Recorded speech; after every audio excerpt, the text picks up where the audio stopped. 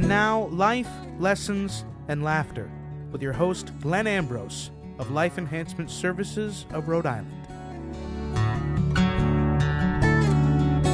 Hi, this is Glenn again. I'm back for our second episode. Today we are going to talk about how to care for yourself so you can better care for others. So that sounds like fun, doesn't it? Basically, we got to keep it light. So basically, this is basically what we do in our lives is we try to take care of everybody else and everything else. And what this does is ends up leaving us drained and just exhausted. A lot of times we don't even know how exhausted we are because we don't stop long enough to find out. Or just hit the pillow. And if we're lucky enough to have our minds not racing like crazy, preventing us from sleeping, we just crash and wake up and do it all over again the next day. Very much living unconsciously. When I talk to people about meditating, one of the first things that they say is that either they can't stop their mind or that they fall asleep when they try. And those are both perfect examples of why we need to meditate on a regular basis, because we're just not used to our mind stopping. We need to be able to teach it how to stop. And then when it does finally stop, we just fall asleep because we're so exhausted from running around like a nut all day. We just go unconscious. So those are, it's a good symptom of why we need to care for ourselves. But we're always focused on other people, and there's this guilt attached that we need to do for others. We need to do for others, and that we're selfish if we take care of ourselves. But the fact is once you learn how to take care of yourself, you're a lot better able to care for others. So it's actually a necessary part of our day. At some point, you will need to take care of yourself. What happens is our bodies will give out. A lot of times when we get sick, even injuries, a lot of different things, fatigue, irritability, a lot of different things come from us not taking care of ourselves. And they leave us not able to care for others. Very often somebody will come to me and they'll be telling me how busy they are and how stressed they are. And I'll tell them, slow down, take care of yourself, or else something will happen that'll make you take care of yourself. And then I'll get a call within a few months usually that their back went out and they're out of work for 2 months or something to that effect. If you just take care of yourself in the process, then those major things won't happen. Or they won't happen as often. Obviously, accidents can happen at any time. But if you don't slow down, your body will make you slow down one way or another. So it is very important. Now, the other thing that people think about, it's this guilt, especially with like children, taking care of our children. I have to take care of my children. Well, basically what we're doing is we're teaching our children to not care for themselves because we don't care for ourselves. Anybody that has children is going to know that they don't listen half the time. I don't have children, and I know that they don't listen half the time. Exactly. They don't listen to what we tell them, but they will mimic what we do. We are examples to our children. And if, when our children are 30 years old and they're all stressed out and they don't know how to take care of themselves, it's going to be because they never saw us take care of ourselves. We have to model the behavior. So, if your child is seeing you care for yourself, if you can teach your child to leave you alone for 10 minutes while you go and sit in silence in your room by, hanging something on your doorknob and teaching your child to know that that's your time and he's not to interrupt you during that time. Just to take a little time out for yourself to regroup and just be still. You're actually teaching your child how to care for themselves. So when they start getting stressed out, they're going to know that they need to take time for themselves and slow down a little bit and care for themselves. So, a lot of times we do these things out of self-righteousness. Like, I have to care for my children, and we play the martyr. And what we're doing to them is we're just not showing them how to care for themselves by not caring for ourselves. I remember years ago, I was putting my son to bed, and I said something to the effect of, "You're my number one priority." And my son looked at me and he said, No, I'm not, Dad. And at first I went, uh-oh. What's this going to be? I could tell he was calling me on something. And what it was is I had taught him over the years my priority list. And my priority list was that first I had to put my connection with my higher power first, my source, my God, whatever I wanted to call it, whatever you want to call it, my creator. I needed to have a connection with that. That's very important. So first was my connection to my source. Second was I had to take care of myself. I had to make sure that I got enough sleep, I fed myself, I got some exercise, I slowed down when I needed to slow down, and just really took good care of myself. And the reason I was doing 1 and 2 was to be able to better care for him. So, and that's exactly what he mirrored back to me. He says, "No, Dad, I'm not your number one priority. First it's God, and then it's you, so you can take care of me, and then it's me." And that's exactly how he said it. How old is this kid? How old was he when this happened? At this time, he was probably about 8 or 9. All right. That's... He's an amazing kid. He is. He's a great kid. And it's wonderful to have a kid call you on this stuff, too. Yeah. But I taught him that at an early age, and he kept me on track with it. And the other thing is, when he thinks about that or talks to me about that, he doesn't feel like he's third place and I don't care about him. He understands that the reason that I'm doing the first 2 is to care for him better.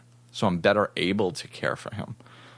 If I don't stay connected with my source, if I don't care for myself, I'm in no condition to give him my best. And that's what I want to do, is I want to give him my best. So, that's the mindset behind why we need to care for ourselves, so we can better care for others. That's great. I think that the difficulty comes in because, just the opposite side of the coin from the self-righteous thing, which is definitely a big part. But I think that the other side of the coin from that is that it's counterintuitive to care for yourself first, to care for others. Like, I think that it just becomes like you can obviously see what the other people need. You see what the people that you need to care for, that you want to care for, what they need, and it's easy to find a solution for that, and it's easy to take care of them.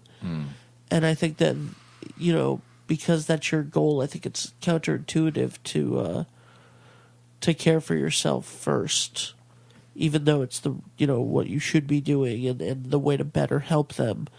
Do you think that there's truth to that? Oh, absolutely. I mean, and that's exactly what we're trying to do here with this podcast, is just look at things from different perspectives, healthier perspectives, because a lot of what we've learned in our society isn't working. I mean, if we look around and we say, geez, is the average person stressed out of their mind? Yeah. Okay, so something we're doing isn't working, and we've been learning this generation to generation to generation. But when are we going to stop doing what we've previously learned that isn't working and start doing something different? It's, if we look for evidence of this, it's around us. I mean, the most obvious one that I like is the airplane. If an airplane's going down, the oxygen masks drop, the first thing that they teach you is to put your oxygen mask on first and then put the ones on your children, because you are of no use to anybody if you are unconscious. Right. You know? So, this mindset is not anything new. It's not anything out of the ordinary. It's not some whacked out idea. It's just that we don't slow down enough to really look and look at our unconscious belief systems and find out whether they're working or whether they're not working for us. Now, I've been told that is one of my biggest problems. Is that I focus way too much on other people, on caring for other people, and I don't take care of myself. And there's definitely truth to that, but that was something that other people helped me identify. Some of my friends definitely said, this is your big problem. Stop caring about us so much. Yeah. So is there any easy way to do that if somebody's been ingrained in putting others first, which is a great mindset. To put others first is a great mindset, but to do it to the detriment of yourself, right, is the problem. Because if you're not doing the things for yourself, then obviously you can't do the things for them. But is there any easy way to help someone that's doing that to the detriment of themselves to stop or to realize it? Yeah, I mean, I think I think a lot of what we need to do is conscious living. We just need to be aware of what we're doing, So, and if you're unhappy, if you stop long enough to try to figure out why you're unhappy, you might uncover that this is one of the reasons. But you have to stop long enough to find out why you're unhappy. So if you do, if this is an issue for you, one of the best things to do is take the other people out of the picture. It's not about them. Make something about you. You don't need to change your whole world and your whole life all at once. A first step is just doing something nice for yourself. When was the last time half the people out there did something nice for themselves? Just something simple. Just taking 10 minutes to sit quietly and read. Just to, go get a massage, sit in the tub, anything that just brings you some peace and quiet. Just do something nice for yourself. It can be absolutely anything that you enjoy, but do it. And it can be as small as, 10 minutes a week. Right. That's just start doing something kind for yourself, because, at the end of the day, caring for yourself so you can better care for others, it's not an either or thing. We're not trying to not have you care for other people. It's just at the end of the day, you just want to start caring for yourself a little bit. Give yourself a little bit of self-love. Start giving a crap about yourself for a minute, So just to do that here and there, do it, set a block once a week where you can take a bath. That's it, and then what happens is when we start doing things that make us feel good, we tend to want to do more of them. So you start with something simple, taking 10 minutes to read a book by yourself. And then you do it twice a week. Then it turns into a daily thing. And then, then you add 1 hour a month where you go do something special for yourself. Or, it can be, you can develop your pattern however you want to develop it. But once you start doing something nice for yourself, it's probably going to feel good, and you're probably going to want to do it again. Once you get over the guilt, of course. Right. Yeah, you have to move aside the guilt, because you do something nice for yourself, and you have to allow yourself to do that without taking on all the guilt. That's why you start off small, And there's probably not any risk or danger of someone who is, somebody who's already, helping others so much or putting others so much to the fact that it's hindering themselves and their ability to help others. It's not that slippery of a slope that you're gonna that if you start doing something nice for yourself, you're gonna turn into, somebody that is too self-indulgent, Right. or too, like, if you're already doing enough for other people that it's hurting yourself or your ability to do nice things for other people, they're, indulging in yourself and giving yourself, doing something special or nice probably isn't going to send you down a spiral. No, Right? and that's it. I mean, there are people in this world that are selfish, and there are people in this world who are not selfish, and it's a very large part of their personality, and that's it. We don't just completely flip-flop our personality because we took a bath. It is an ingrained big part of who we are. So, yeah, as you start caring for yourself, you're just going to get a little bit better at it, and you're actually going to be more capable. You're going to have more energy to give those people. So the you that you give is going to be more of more quality.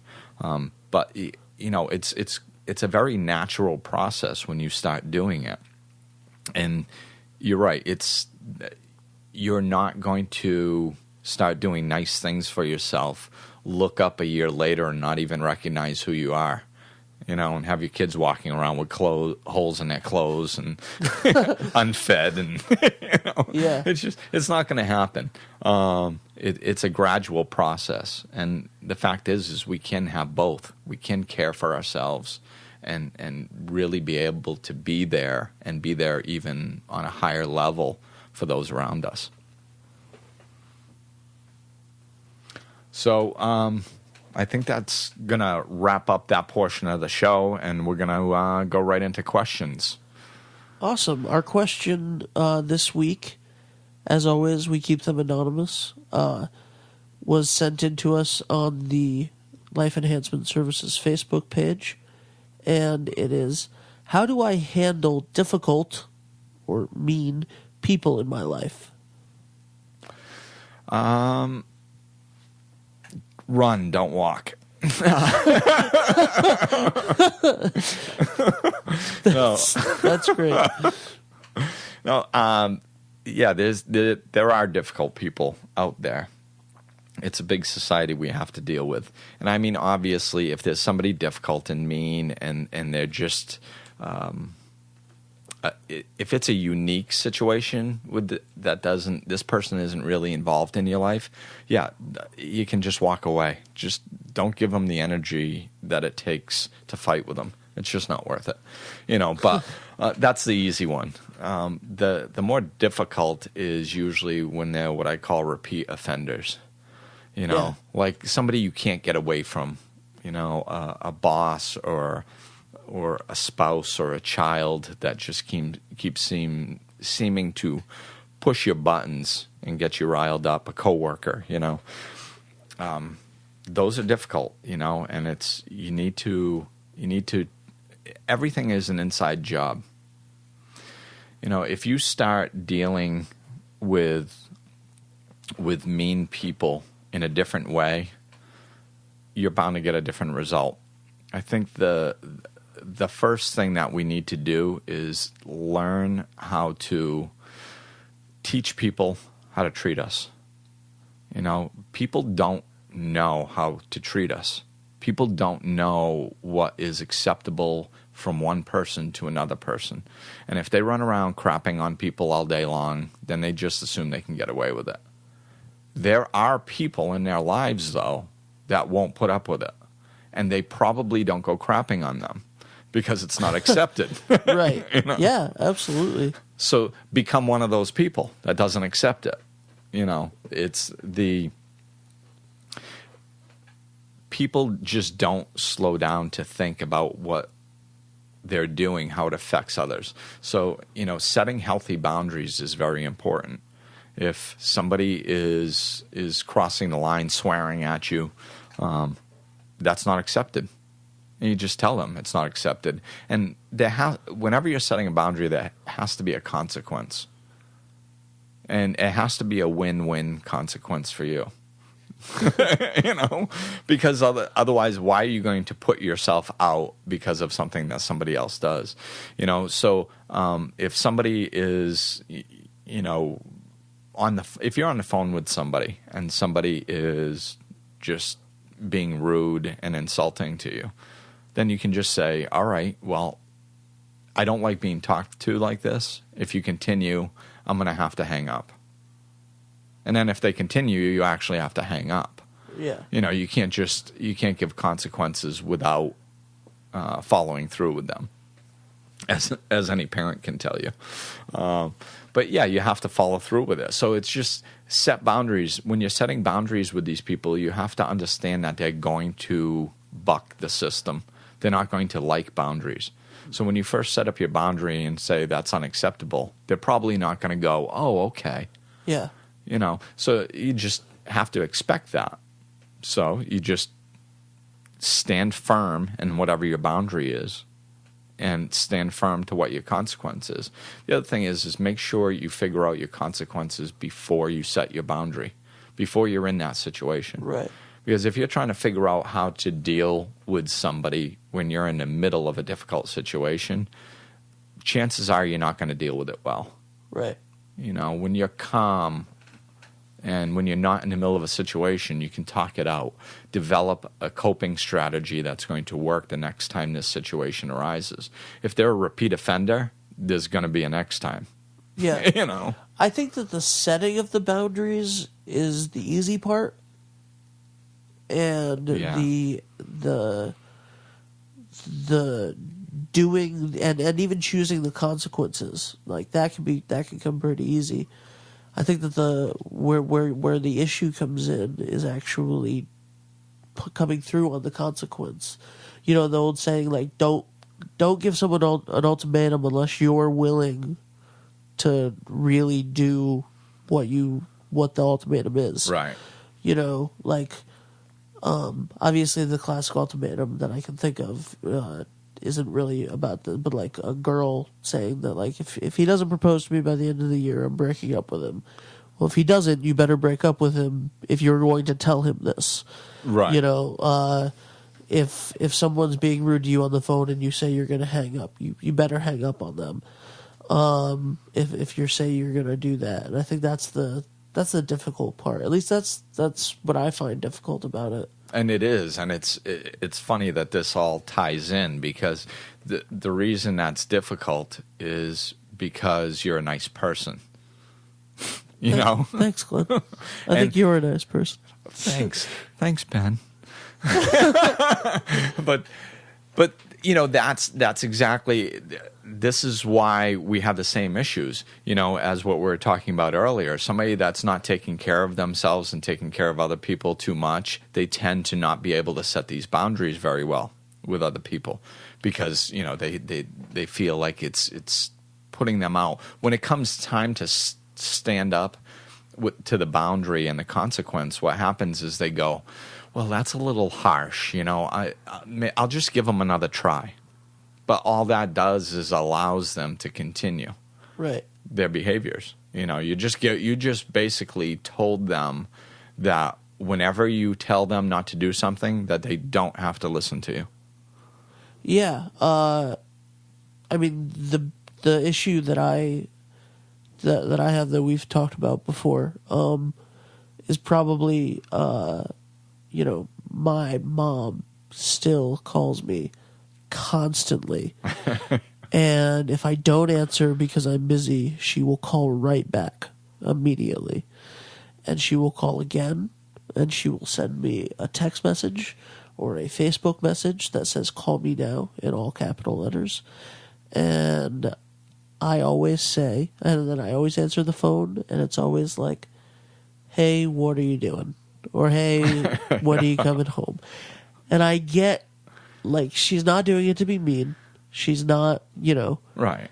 It's just that I find it annoying, or that it she does it in the middle of me being at the gym or me being in the middle of work or rehearsal.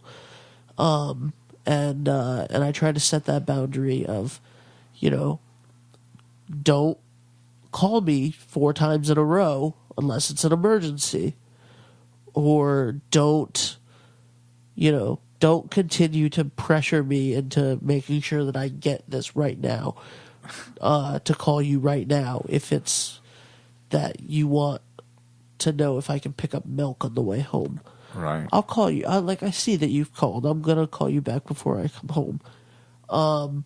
My problem is that she continues to do it, and then I continue to answer the phone, because if she calls more than twice, and I just had a conversation with her 2 days ago about how she can't call 4 times in a row unless it's an emergency, and now she's calling, and it's the 3rd time she's called in 10 minutes, I'm like, oh no, who's dead? Right. And so I have a hard time. I think that it's easy to set those boundaries when someone's being mean or antagonistic to you and do that. But difficult in other circumstances where it's not a mean or rude thing, but it's still a difficult thing to deal with. I think it's harder to pull the trigger on those. Yeah, and I mean, like most things, it can be a matter of perspective, because if you need to set a boundary in a very difficult situation, sometimes that takes a lot of courage, and it's a very difficult person to deal with, and fear can come up. It can be kind of scary. If you have practice at setting boundaries, it's probably going to be an easier thing for you to do. So if you look at this situation as an opportunity to practice, then all of a sudden, instead of being harder, it very well might become easier. What better place to practice healthy behaviors than with somebody that you love, like your mother? Yeah. Because the risk, there pretty much is no risk. It's not like she's going to stop loving you. Right. So so you're not risking anything. You get to practice without the risk. Yeah. So, but it is about consistency. You need to, God forbid, if somebody were to have died, 10 minutes later, they'd still be dead. Right. So not to be morbid about it, but that's the truth. I mean, if we do need to take some time for ourselves. And I'm sorry, you know what I just thought about? I'm sorry. I think this is ironic, actually. Unfortunately, someone passed away recently. That was a family member, and I got one phone call and a voicemail, and she couldn't reach me, so she sent my friend that I was with a text, and that was it. That was her only her only way of trying to contact me, to let me know that this family member had passed away. Right. So people it was just really quick. It wasn't what I was expecting with the frantic phone calls and all of that stuff. It was just a text message. Right. Well, she's probably starting to know that calling you over and over doesn't work that well. Yeah. Because you've been having these conversations, which is good, because now you've got a jumping off point. Right. Because she's starting to get the message, because when something actually important happened, she didn't do what she normally does when nothing's happening. Yeah. She's not doing the cry wolf thing. you right. know? So, but yeah, you have to just set the boundary and be clear with it, and don't answer your phone. Right, I try. That's the part. Do that. That's why it's not working. Yeah, and it won't work in other things too. You're setting yourself up for failure down the road, because now when you tell her, "Hey, listen, I'm serious about this, and this actually means something to me, and I'm asking for you to respect me in this way," right? And then when she doesn't, all of a sudden you're going, "Oh, that's okay." Yeah. So the next thing important that comes along, you're not setting yourself up for success down the road. Right. And it's not, it's tough when you don't. It's, as I said, it's easier when it's a mean person that you don't care. Like, right. It's difficult when you're trying to set boundaries with someone that you care about, like a parent or a loved one or a child. Yeah, exactly. And I think to finish it up, I think that's exactly a very important point. Is we tend to look at setting boundaries with other people like it's imposing on them, and I don't want it to look like we're imposing on them. It's strictly out of self-love for yourself. It's got nothing to do with them. It's just for you. You're setting a boundary to make your life a little bit better and to have your thoughts and feelings respected. That's just out of self-love. It's not to say what your mom wants doesn't count. It's not to say that her love isn't important. It's no slight on her at all. You love her just as much as you always have. It's just out of self-love for yourself. You need to have a little bit of time to yourself. And if she needs something, one phone call will do. So hopefully that will help you in that direction, and the people listening for similar situations. Thanks, Glenn. And where can people send questions to you at? Questions you can send to my Facebook page, Life Enhancement Services, or you can go to my website. And my website has a lot of different information about my services, different things that I do, and about me as well. And the website is life-enhancement-services.com. So that's it for our second episode. Thanks for joining us, and look forward to another podcast coming your way soon. Thanks. This podcast is presented by Life Enhancement Services of Rhode Island with New Shore Productions. For more information on Glenn Ambrose and his work, visit life-enhancement-services.com.